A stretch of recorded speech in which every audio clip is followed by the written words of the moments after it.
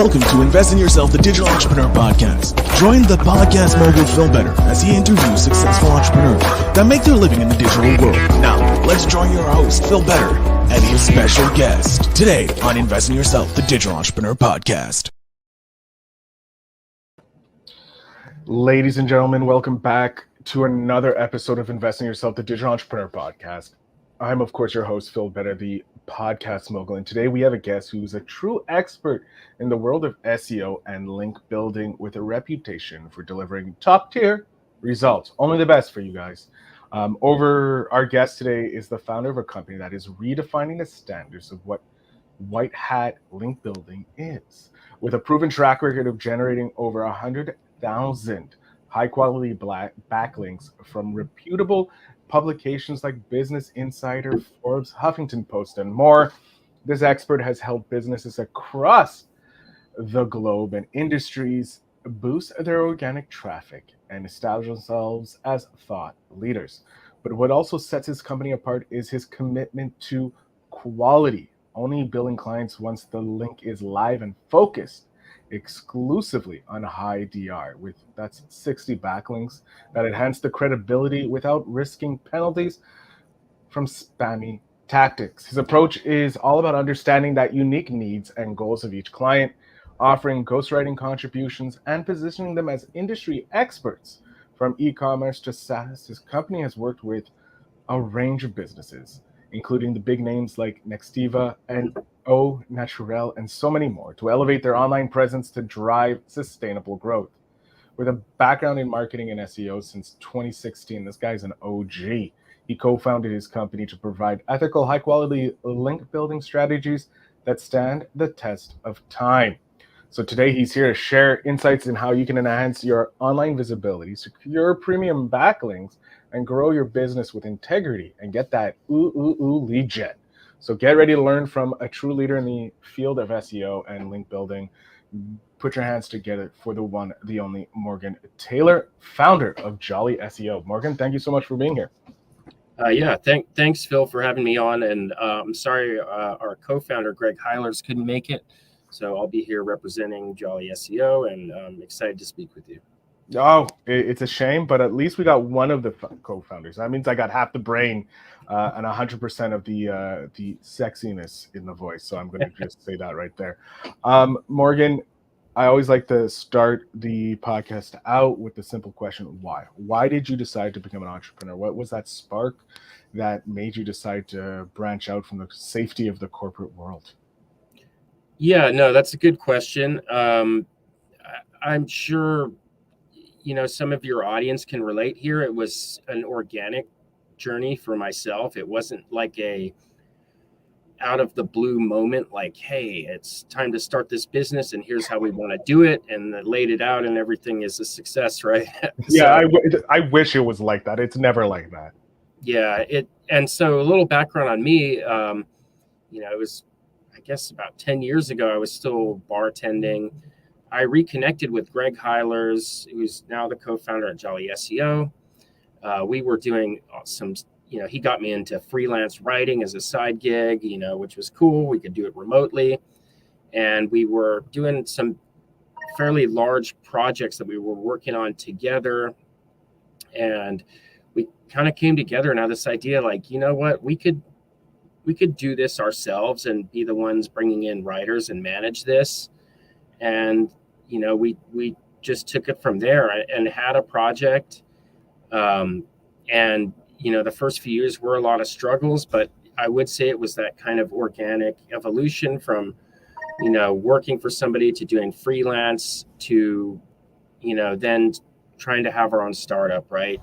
And it was something we knew there was a market for because we had been doing that work ourselves. And then, of course, down the line, we transitioned into SEO. But I don't want to go too far into that because I know you were just asking kind of how we got our start, right? No, I love that because it gives us a wide range of places I can hit in the questions, because I know we have people in different areas of their life, and it's great that you've hit so many different things, from going from, working a 9-to-5, quote unquote, being a bartender and all those kind of odd jobs, to freelancing, which gives you that freedom, like gives you the taste of the freedom that the entrepreneurial world has. Because some people can stay happy in the freedom, the freelancer world, because it gives them what they want, the freedom of time to do what they want, wherever they want. But then you can move into the business owner aspect of entrepreneurial life, which is, a bit more of a grind, because you're now taking on more hats than a freelancer. Because a freelancer, hey, I can move, I can fire clients, whenever I want, and I work when I want, however I want. Business owner, you start having those responsibilities, the salary that you have to pay. So I love that we can hit on that in different places with you. So we're going to start with you working as a bartender, those odd jobs, and first meeting the co-founder of Jolly SEO. Maria, what was kind of like your first gig of like you said it was ghostwriting, but like what was the writing for? Were you doing blogs for these small companies, or were you hitting some big names at the start? Yeah, well, the biggest project that I worked on as a freelancer, I mean, it was a variety of things, doing some editing, product descriptions, product reviews, articles, some higher end, more challenging articles. But the product review one was the one Greg and I worked on together. And we'd actually known each other since high school, and we've been buddies for a long time. We just kind of diverged on different paths in our 20s and reconnected later. And so that project, the product review one, was actually for Groupon. So it was a big one, but it was being managed through an agency. And so our goal was to move it into managing the project ourselves was what we started with. And that was before we actually even made an LLC or anything. We were still technically freelancers, but it was interesting what you said, though, because I do think if anyone's listening that is a freelancer and has doubts about moving on to, is this too much work? You probably will find a lot of the skills you learn as a freelancer are actually very applicable to business ownership. At the end of the day, you're still doing your own lead gen and your own sales for the most part.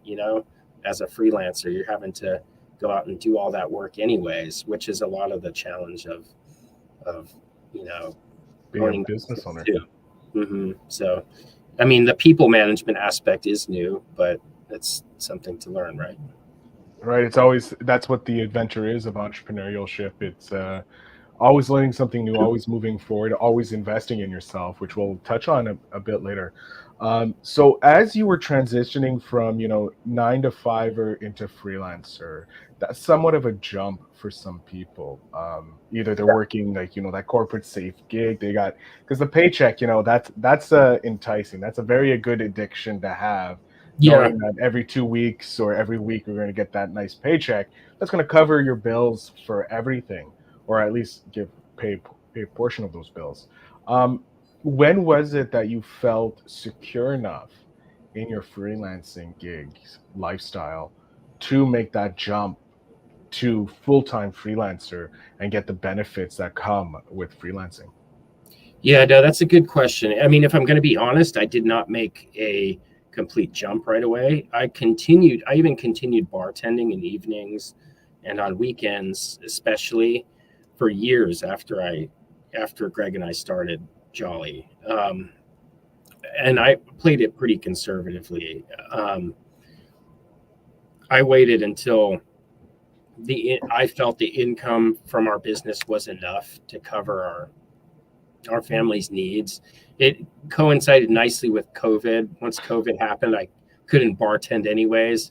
So I'm like, okay, I'll make the jump. But to answer your question, it was a slow process. I started dropping obligations at my, it's not really a 9-to-5 anymore, but I started dropping obligations there slowly as the revenue picked up. We had more proof of concept that what we were doing was on the right direction. I don't know that's right for everybody because, time is limited, and the argument could be made that the more time you put into the business, and dropping the other obligations. But for me personally, I did want to get what I felt was a comfortable enough income before dropping completely my other work. Of course, because you not only had the employees that you were bringing on slow and steady, you also had your personal life to look after, and Yeah. having that dual income means one won't suffer. Even that means it takes a bit longer, which is okay because everyone goes at their own rate. There's no set time limit to this entrepreneurial venture. Um, I'm curious, while you were still in the freelance building stage, um, and you guys got that first contract kind of through Groupon, you're like, I want to be the ones running this. How long after that did the LLC come into fruition? Yeah, that came in about a year after, I would say. We got that set up. Um, we had a few steady clients. There wasn't a lot to lose by setting. I would say this particularly for anyone who is a sole proprietor. There's not a lot to lose by setting it up initially. Didn't take a lot of time. So I'd say it's only benefits. Even if you're freelancing, you should probably set up your own LLC at least.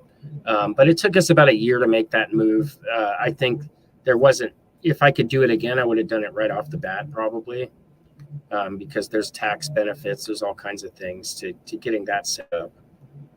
I love that, and that's a great piece of advice for the audience. Guys, set up the business as soon as possible because uh, without the business being set up, you lose all those great benefits, and it's Yeah. time is money, and money is time, as they say.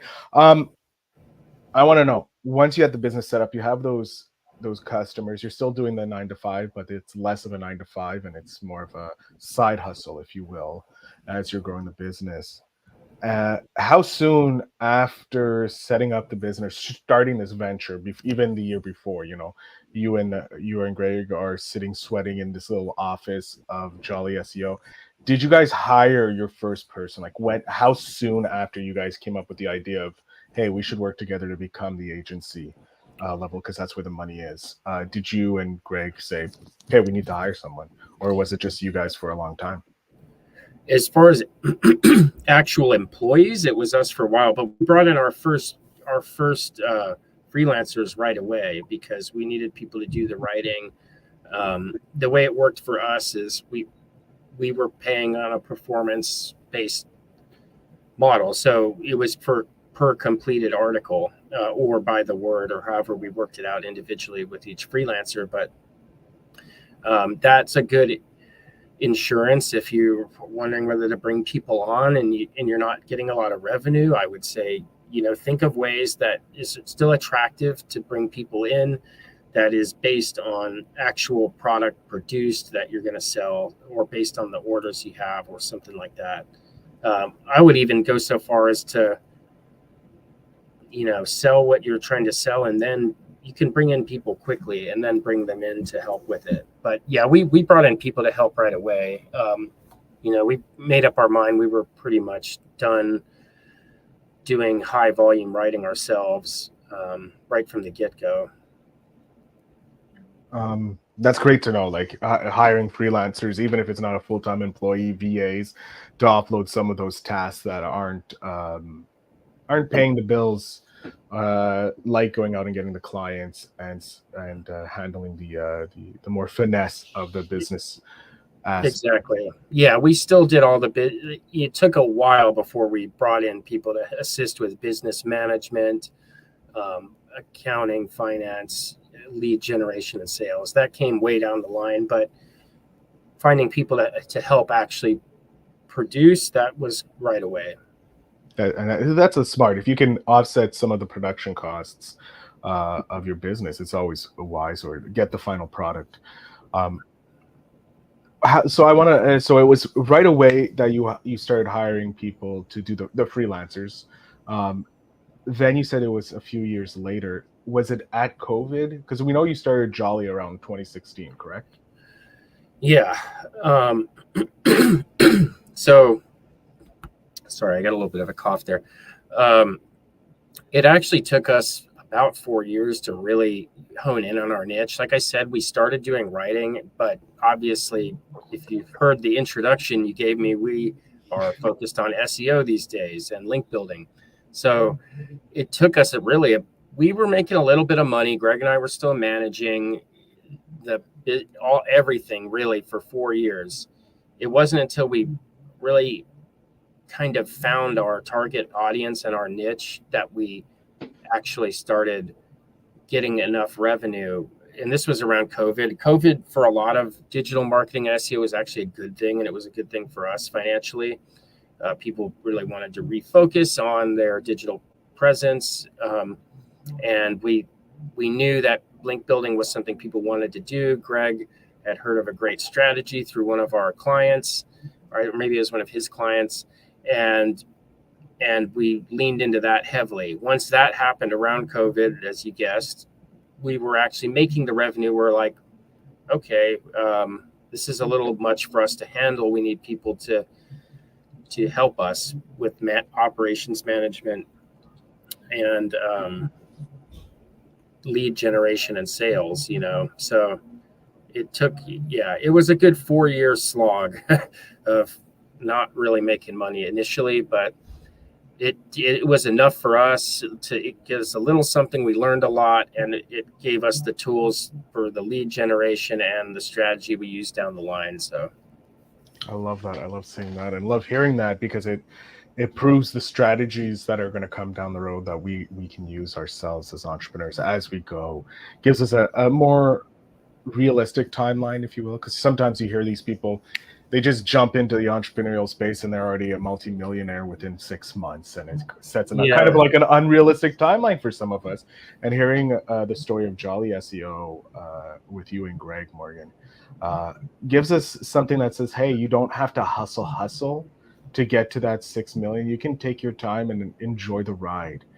There's going to be ups and downs, obviously, any business, but if you want to, concentrate on, getting the more skills, getting paid for skills, for different things like that, you have that ability, right, Morgan? If you have a family or you have other supports, you can stay at the 9 to 5 and even run your own business on the side. I want to jump to the future, Morgan, because I'm always interested, because you've been doing this for nearly a decade now, or at least running Jolly for close to a decade now. Where do you see yourself, Jolly, in the next decade? Because you've kind of narrowed into your niche. You're going ham to the niche, right? Where do you see yourselves in that next decade? Placement, your personal, the business, anything you want to talk about?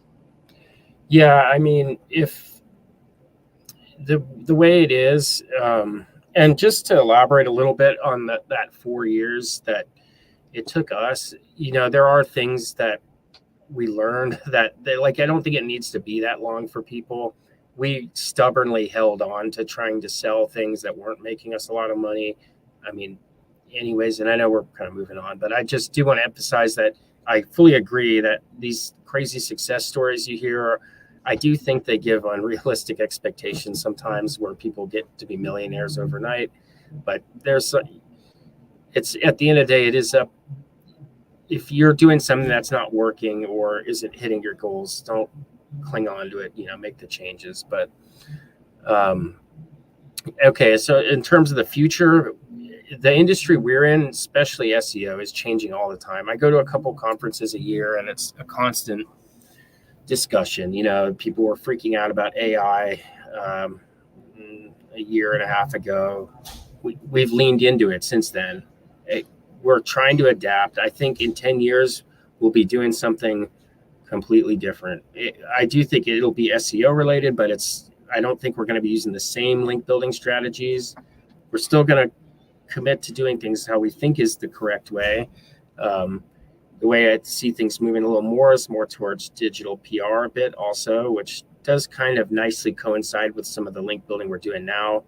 But it's hard for me to predict exactly. I can make these sort of vague predictions based on where we're at right now. In 10 years, it'll be different. But I would like to think, I think that we will have an even more robust offering. The key to security is not putting all your eggs in one basket, is the way I see it. So not doing just link building anymore. Personally, I would like to have, almost 40 now. I have young kids. I want to spend some time with them. I would like to, not be working as much in 10 years. I think a lot of people strive for that. So,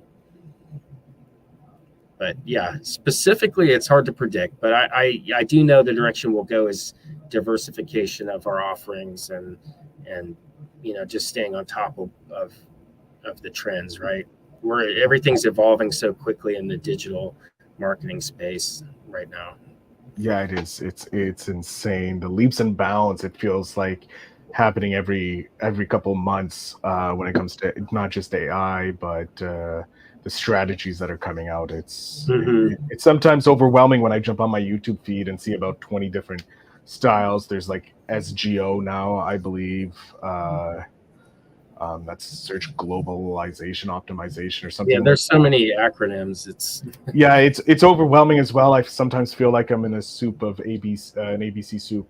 But I kind of want to.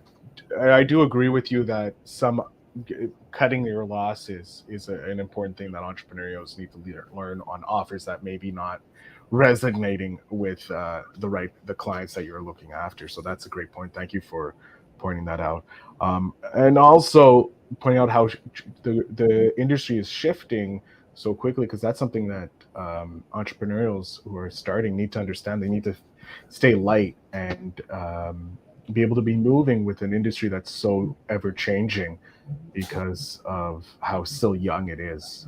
If you think about the internet, was created in the 80s, so it's not that much older than what we are right now. So it's still young if you think about it. If you think of the span of like all other aspects of media have been around, writing has been around for generations, and now this is another evolution. So it's great that you mentioned to stay loose, and the vagueness is great too, because it allows you also to stay as loose as possible. If you could give a simple strategy, not a strategy because I don't want to steal that, but piece of advice, maybe a part of the strategy that you guys employ over at Jolly SEO for business owners who are listening, that can maybe give them a quick win, something that they can do quickly on their website that will take it up a notch over their competitors. Yeah, quick win. If you're not doing regular content on your site, get that going. It's very easy. You can find somebody to do. And I think I wouldn't overthink the content strategy aspect of this if you're not doing it. Think of, you just put yourself in the mind of your ideal consumer. What kinds of things are they trying to get information on? Commission 3 or 4 blog posts a month in this area, and with the topics you can think of. And it's, like, say, for us, if we were going to do a blog post, it'd be, an article on where to start when you're looking to build links, and have a really definitive article on that and get that going. Because if you're not doing content, is really the first thing in terms of SEO you should be focusing on, and then link building, and then your technical optimization. So, but if you don't have a regular content schedule, that's a quick win. You can get going on your own on a pretty modest budget, maybe even a couple $100 a month, maybe even less. Some of these writers can do good AI content cheaply. I would just make sure you actually read it before you put it on your site, because that is representing your business. But that'll give you, depending on the space you're in, it could give you some quick leverage over the competition. That would be my advice in that particular area as a quick win. I love it, and it's a simple win as well for the audience to get going. Like you mentioned, there's AI programs that are out there that can even cut the costs down to close to nothing if you're still at a super bootstrap budget of building your brand. And then there's the level of just paying some quick AI writer, someone else to come up with the content ideas for the business, so that you can focus on what makes you money. I love that piece of advice there, Morgan. Thank you. Yeah, and really, like, it takes a few months for this stuff to start having an impact. So the sooner the better. Don't put it off. I know there's always, as a business owner, there's always something more pressing on your mind, right? There's always something, but this is one, like, just spend a couple hours, get some content in the pipeline. You won't regret it in 4, 5, 6 months when your organic traffic is, a lot better than it was. So I love that, and it's a great little content strategy for the audience to take. Morgan, I kind of want to go into how you invest in yourself, because this is something that's very important. It's the kind of the core reason I started this podcast. What do you do to invest in yourself, not only as a business owner at Jolly SEO, but also as an individual, as a human being in your personal life as well? So business and personal, either way, either one you want to talk about, we're open here to any. But how do you invest in yourself? Yeah, I mean, business-wise, I know that's not the main focus, so I'll just touch on it quickly. I think it's important that when you're investing in skills you learn, you make sure, like, this is something that we're not going to delegate in the super near future. This is something that's a high-level management skill that I'll take with me throughout my life. I don't spend a lot of time looking into, say, I don't know, let's just say we have, somebody coming in to redesign our site. We don't do web design. I could learn how to do all this stuff myself on WordPress, but it's not a good use of my time. I would rather learn things like lead generation, sales skills. Even that maybe is a little bit lower, but learning the financials, human, people management, that kind of thing, you'll carry with you no matter what business you go to. If you start a new business, a second business, whatever, that'll help you kick things off a lot quicker. I consider those really valuable skills for self-development. In terms of outside of business, for me personally, this is probably cliche, but I really emphasize, and I'm trying to more and more, physical health. This little thing I'm in is really small, and I'm sitting down a lot of the time. And I am a believer that, the physical activity is a good investment for yourself mentally, not just physically. Your health is important. In a lot of startups, you're not prioritizing that. So I try to get out at least several times a week, or go to the gym, or walk around, or whatever. Another thing I do is I strictly cut off my work during weekends, which is difficult, but I think it's good to be able to focus on the other meaningful things in your life too, right? So that's some great advice for the audience to take with them, both in business and in their personal life. Because a lot of us are sitting, because we're doing digital work, right? We're in front of a laptop, we're in front of a computer. So our butts are glued to those seats. So getting out multiple times, just even to walk in nature, I know is so refreshing for me. It's something that I try and do at least once a day, at the minimum, to get some fresh air, because recirculated air is not good for you, and neon lights, again, does nothing for the complexion of anybody, really, especially some people. But Morgan, we're coming to the end of the episode. I hate it, because I'm having a great time chatting with you. You provided some great simple wins for the audience, and some amazing advice for investing in ourselves. But I want to know, I have your 10-year-old self here. He's a spitfire, great guy. We're hanging out, high-fiving. It's a lot of fun. But I want to know, what is a piece of advice you would love to hand back to your 10-year-old self that can help him grow into the person you are today? Yeah. Don't play Magic the Gathering in middle school. That didn't do you any favors. I found out that game is still popular, though. It's insane how certain things just come back in circles, my friend. My nephew, like I said, is 6 years old, and he's telling me he wants to get Pokemon cards. And I'm like, I remember when that came out, and that wasn't doing me any favors either in middle school. So I get you on the Magic feeling there, sir. No, I mean, jokes aside,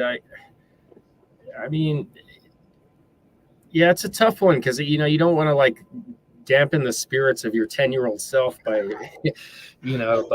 but I would say, like, one thing I wish I had known when I was younger was the kind of the lost opportunity cost. Like I could have. There's a lot of things I could have done that if I just put some time into them when I was younger, even in high school or my early 20s, that if I'd done it then, I could have gotten such a good head start on a lot of stuff. You know, so stay on the ball, don't waste a lot of your 20s doing things you think will just be fun, because you got to catch up for it later at some point, but That's a good one right there. The Yeah. opportunity costs. exactly, because that's if you start 5 years earlier, you might retire 10 years earlier. Who knows? It's True. It goes back, harking back to that old saying, best time to plant a tree was 20 years ago. The next best time is today. No, I think that's some great advice. And it hit me harder than I thought it would. So thank you for that, Morgan. I'm gonna jump off stage, digest that nugget, while you let my audience know where they can connect with you, either personally, so a personal website, or where they can contact Jolly if they're looking for some, SEO advice, or actually wanting to hire you to take out the strategy for them. So the floor, sir, is yours. Yeah, absolutely. So I know I talked about content earlier. If you're ready to move past that, you've already gotten the basics down with your SEO and you're looking to go into link building, that's our specialty. It's all we do. Our focus is on organic, what we'd call white hat strategies that have stood the test of time to the Google algorithm updates. If you're familiar with platforms used to be called Help a Reporter Out or Journalist Outreach, that's a lot of what we do too. I'd love to have a chat with you. You can reach out. You can go to our website, www.jollyseo.com. There's a booking form there. You can find a time that works. Otherwise, feel free to reach out directly to me at morgan@jollyseo.com, or find my LinkedIn, Morgan Taylor, and happy to give a talk to you, see if it's a good fit, or do an audit for your site. We got a free link promotion for anyone who signs up. So yeah, that's all I got to say about that. I love it, Morgan, keeping it sweet and to the point, making people understand how you can help them with their link building. Again, I want to thank you so much for coming on the podcast, Morgan. It was an absolute pleasure. I had a great time chatting with you, and I'm telling you, you left a landmine that just went off with that opportunity cost advice. It's resonating deep in my soul. So thank you again for that, for both myself and my audience. Yeah, of course. And we can we'll have to play some Magic the Gathering sometime. We certainly will. I know a buddy of mine will definitely join in that little tournament we'll create. So to my audience, make sure you check out the show notes down below to connect with Morgan and, of course, Jolly SEO, and maybe talk magic, if you will, in those LinkedIn DMs. But I want to thank you again, Morgan, to the audience for listening, and to always remember to invest in yourself.